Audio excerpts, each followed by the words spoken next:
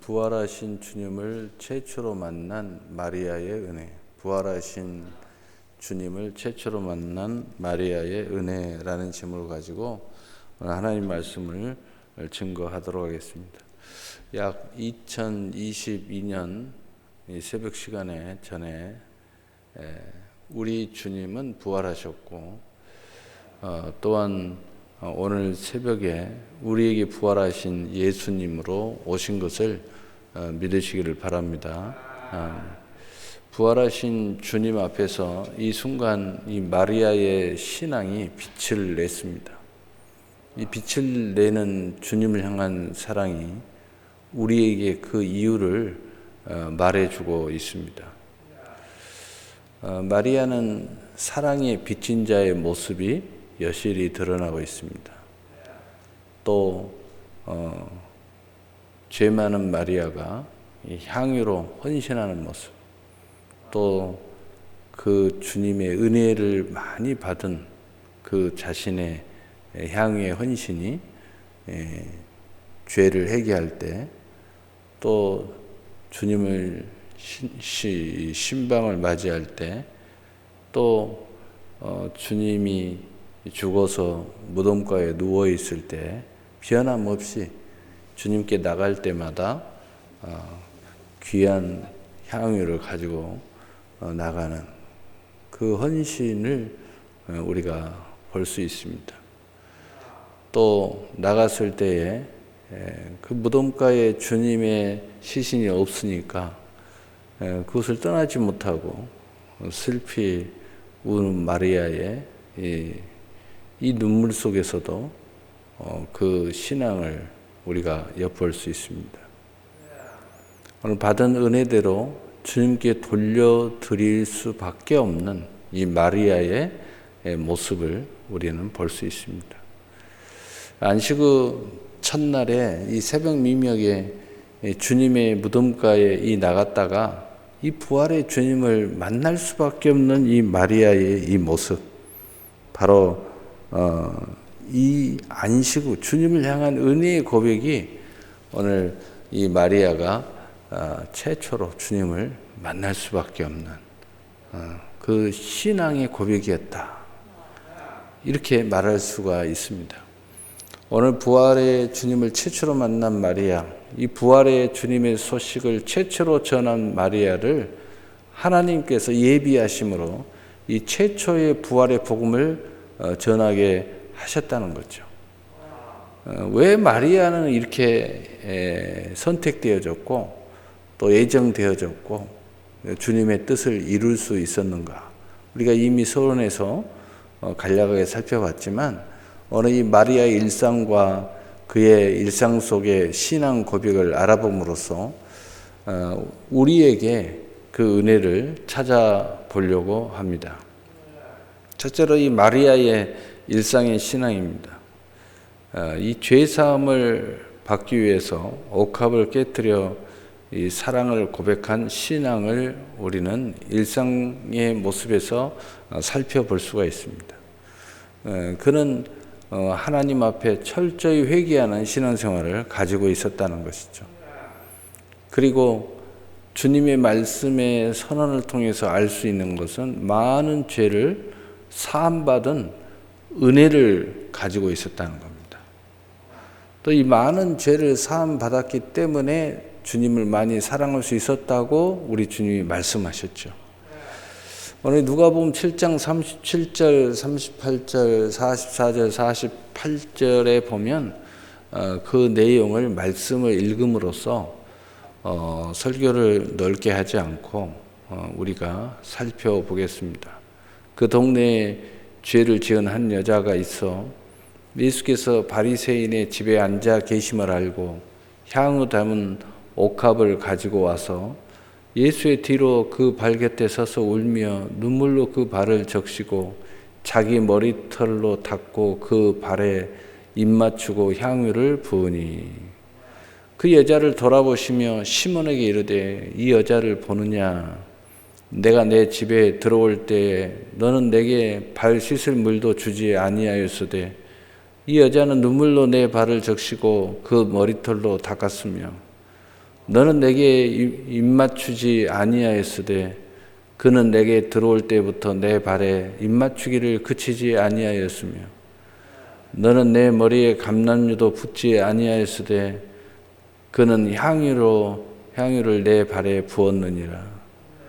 이러므로 내가 내게 말하노니 그의 많은 죄가 사하여졌도다. 이는 그의 사랑함이 많음이라. 사함을 받은 일이 적은 자는 적게 사랑하느니라. 이에 여자에게 이르시되 내 죄 사함을 받았느니라 하시니 아멘. 이 두 번째로 이 나사로 오라비의 죽음으로 이 낙심과 절망 속에서도 예수님의 말씀에 또 예수님의 이 순종을 요구하는 그 말씀에 예수님께 순종함으로써 이 나사로가 살아나는 영광의 현장에 있을 수 있었고 그 영광에 참여하는 그러한 신앙을 우리가 볼 수 있습니다. 주님의 말씀에 순종하는 신앙생활이 주님의 영광을 본다는 것이죠. 결국 그는 이 부활의 영광에 참여할 수 있었고 우리가 잘 아는 이 최초의 주님을 만나는 영광에 참여할 수 있었다 하는 거예요. 이 내용도 요한복음 11장 32절, 34절, 39절, 40절의 내용을 우리가 그저 읽음으로써 설교를 좀 대신하겠습니다. 마리아가 예수 계신 곳에 가서 배웠고 그 발 앞에 엎드려 이르되 주께서 내게 여기 계셨더라면 내 오라비가 죽지 아니하였겠나이다 하더라. 예수께서 그가 우는 것과 또 함께 온 유대인들이 우는 것을 보시고 심령의 비통이 여기시고 불쌍히 여기사 이르시되 그를 어디 두었느냐 이르되 주여 와서 보옵소서 하니 예수께서 이르시되 돌을 옮겨 놓으라 하시니 그 죽은 자의 누이 마르다가 이르되 주여 죽은 지가 나흘이 되었으며 벌써 냄새가 나나이다. 예수께서 이르시되 내 말이 내가 믿으면 하나님의 영광을 보리라 하지 아니하였느냐 하시니 아멘. 세 번째로 예수님의 신방을 받고 또한 귀한 향유 옥합을 머리에 붓는 신앙의 모습을 우리가 살펴볼 수가 있습니다. 이 은혜의 빛에 대해서 헌신하는 이 신앙 생활, 그 고백이 이 마리아의 신앙생활이었습니다. 그 전체를 한 일면을 통해서 보여주고 있죠. 우리 예수님의 신방을 받고 대접하는 그 신앙의 고백이 향유 옥합을 깨트리는 신앙이었다는 거죠. 이 주님을 넘치도록 사랑할 수 있었던 마리아, 또한 장례를 예비하는 귀한 그릇으로 이런 신앙을 하나님께서 그릇으로 사용하셨다는 거죠. 또 해방과 도전 속에서도 이 옥합에 헌신된 신앙 고백은 멈추지 않고 그것을 넘어서 오늘 하나님의 선한 일에 예비될 수 있었다는 거죠. 주님께서 좋은 일을 했다고 선언하시고 복음이 전하는 곳에는 이 하나님의 예비된 그릇으로 귀하게 쓰임받은 헌신을 함께 전하라는 명령을 우리는 받았습니다. 요한복음 12장 3절 7절에 보니까 마리아는 지극히 비싼 향유 곧 순전한 나드 한 근을 가져다가 예수의 발에 붓고 자기 머리털로 그 발을 닦으니 향후 냄새가 집에 가득하더라. 제자 중 하나로서 예수를 잡아줄 가룟 유다가 말하되 이 향유를 어찌하여 300드나리에 팔아 가난한 자들에게 주지 아니하였느냐 하니 이렇게 말하면 가난한 자들을 생각함이 아니요 그는 도둑이라 돈깨를 맞고 거기 넣는 것을 훔쳐가미르라. 예수께서 이르시되 그를 가만두어 나의 장날 나를 위하여 그것을 간직하게 하라.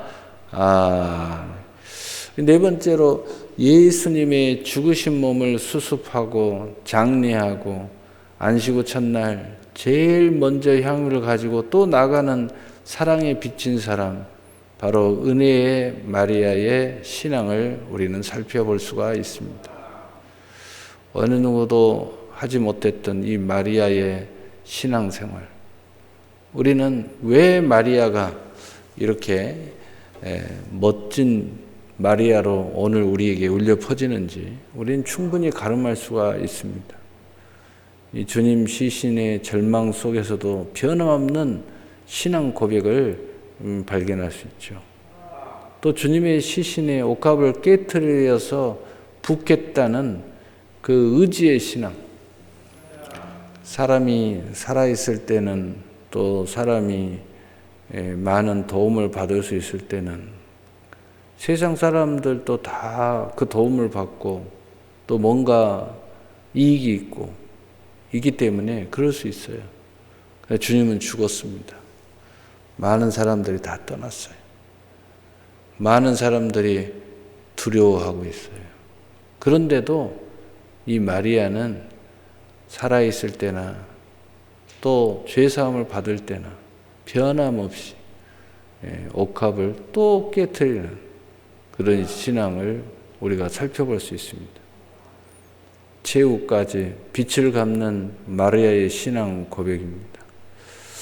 오늘 내용은 요한복음 19장 38절에서 40절, 누가복음 24장 1절, 마태복음 27장 51절에서 67절, 또 28장 1절, 또 막달라 마리아, 다른 마리아, 마가복음 16장 1절에서 9절 등에 보면 많은 여자들, 이 마리아라는 이름을 가진 많은 사람들, 또 그 외에 많은 주님을 사랑하는 사람들이 이 안식 후 첫날 주님께 나오는 모습들이 나옵니다.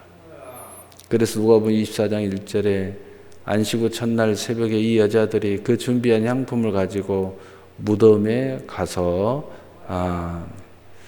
자, 그렇다면 이 두 번째 마리아가 이 부활의 주님을 최초로 만나고 최초로 부활의 복음을 전할 수 있었던 분명한 이유를 다시 한번 구체적으로 핵심적인 것을 우리가 살펴봄으로써 오늘 이 새벽에 살아나신 우리 주 예수 그리스도의 영광에 우리도 이 신앙적 고백으로 참여하고자 합니다. 첫 번째로 안식 후 첫날 가장 먼저 향품을 가지고 무덤에 찾았다는 거죠. 누가복음 24장 1절, 마태복음 28장 1절, 마가복음 16장 1절에서 9절의 내용이죠. 두 번째로는 무덤이 비어있는 것을 보고 사도들에게 알리고 사도들이 떠난 후에도 그곳을 떠나지 못하고 슬피 울고 있었다는 거죠. 그 마리아에게 오늘 요한복음 20장 1절에 18절의 내용이죠. 부활의 주님이 마리아를 만나 위로해 주신 것을 볼 수 있습니다. 우리가 심령이 가난한 자는 천국을 볼 것이요. 또 그 마음에 위로를 받을 것이라고 말씀하고 있어요. 애통하는 자는 위로. 오늘 이 애통하는 주님께, 이 마리아에게 주님이 나타나신 거예요. 위로해 주시려고. 내가 살아나 있단 말이야. 얼마나 멋집니까? 네. 네. 그래서 그것이 바로 최초의 만남이 되었습니다. 그 애통하는 신앙에 주님이 나타나 주신 거예요. 위로를 해 주신 겁니다.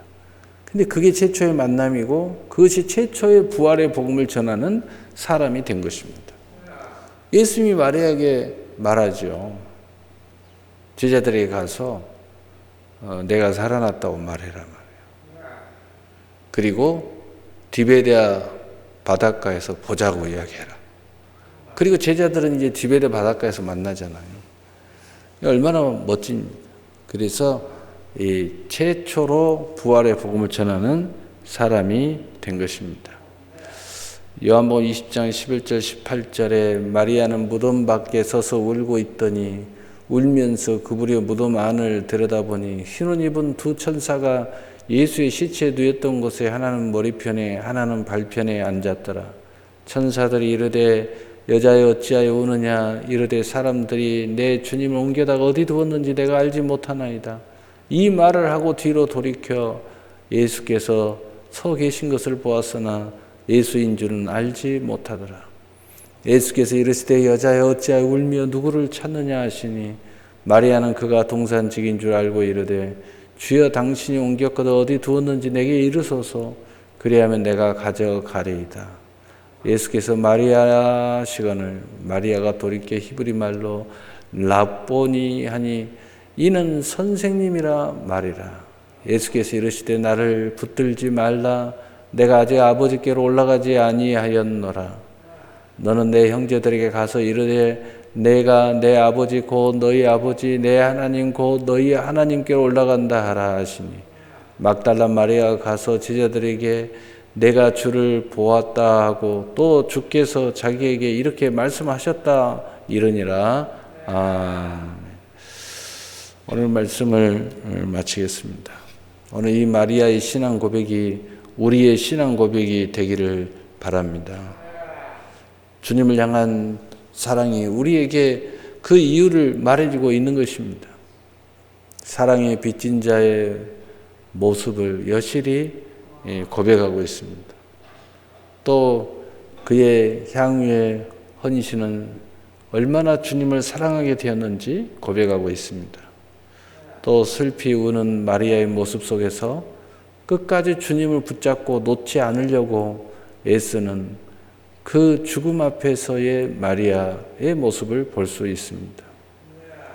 바른 은혜대로 주님께 돌려드리려고 애쓰고 어찌하든지 주님의 은혜와 사랑을 놓치지 않으려고 몸부림치는 마리아의 모습, 바로 그 마리아의 은혜에 대한 신앙 고백은 안식 후 첫날 새벽 미명에 주님의 무덤에 나아갔다가 빈 무덤 앞에서 슬퍼서 울며 떠나지 않는 마리아의 은혜, 바로 이 신앙 고백이 부활의 주님께서 만나 위로와 축복과 복음을 받은 것입니다. 사랑하는 성도 여러분, 오늘 우리는 이미 은혜자인 것을 믿으시기를 바랍니다. 그러므로 언제나 부활의 주님과 동행하시며 그의 위로와 큰 은혜의 공급 속에서 하나님의 예비된 귀한 그릇으로 쓰임받아 금생과 내생의 상과 멸관의 주인공이 되시기를 간절히 바라고, 또 특별히 오늘 부활주일 이 새벽, 과거에는 참 이 새벽이 귀한 시간이었습니다. 그래서 작은 교회들은 이 작은 곳에서 어쩔 수 없이 예배드리면 예배드리지만 다 우리가 모여가지고 역전에 모이든 또 옛날 말하면 공설운동장에서 모이든 다 모여서 저도 대전에 제일 먼저 와서 한 교회를 섬겼는데 목사님하고 아주 연약한 몇 명 안 되는 교회였기 때문에 같이 대전역에 가서 예배드린 기억이 있어요. 그때는 대전역이 지금처럼 이것저것이 없어요. 넓은 광장이었잖아요. 거기서 예배드리고 그 새벽에 왜 이렇게 보면 이 부활주일 새벽이 이렇게 추웠는지 모르겠어요. 근데 모든 사람들이 흰 옷을 입고 다 이렇게 와서 우리 주님의 부활을 기뻐하고 또 찬양하고, 그 새벽에 그 어마어마한 성가대, 막 수백 명의 성가대가 나와서 성가대하고, 그 모습이 저는 어렸을 때부터 신앙생활을 했기 때문에 항상 부활주일 새벽은 그렇게 연합예배로 예배를 드리고, 그리고 이제 낮에는 이제 각 교회에서 부활주일 감사예배를 드리는 은혜가 있었습니다. 근데 우리 자손들에게 그 아름다운 모습을 제대로 전달하지 못한 오늘의 현실이 참 안타깝기만 합니다. 이러한 그 신앙의 그 전통, 또 기독교적인 전통, 한국교회의 이 전통, 또 하나님께서 우리에게 주신 이 전통, 한국교회 하면 새벽 예배잖아요. 그래서 우리 주님이 새벽에 부활하셨으니까 새벽에 그 시간에 우리 주님을 찬송하고 맞이하고 또 온 누리에 이것을 선포하는 은혜의 역사가 있는 거죠. 오늘 이 부활주일 감사 예배에 이런 놀라운 은혜가 우리 모두에게 있어야 될 줄로 압니다. 특별히 오늘은 하나님께서 밤새 만나주시고 또 놀라운 하나님께서 기름을 부어주시고 또 축복해 주시더라고요. 그래서 제가 이렇게 기도하고 그리고 우리 주님이 한 사람 한 사람 축복받을 때 이 기름을 부어주고 특별히 말씀을 주시더라고요. 그래서 오늘 기도하면서 이게 무슨 의미인가? 뭐 제가 설교하고 이 말씀을 받는 것도 의미지만 그래도 여러분이 안수 받고 받은 사람 올라와서 우리가 신년의 말씀 가져가지만 이 말씀이 좀 남아 있으니까 이 말씀 하나씩 또 들고 사모하는 마음으로 내려가서 또 말씀 받고 이 부활의 메시지로 받고 잠깐 기도하고 돌아가시면 좋겠다. 이런 생각을 가졌습니다. 여러분 이런 오늘 이 새벽 또 오늘 이 부활주일 감사주일이 여러분에게 크게 은혜의 은혜가 넘치는 축복의 날이 되기를 예수님의 이름으로 축복합니다. 아멘.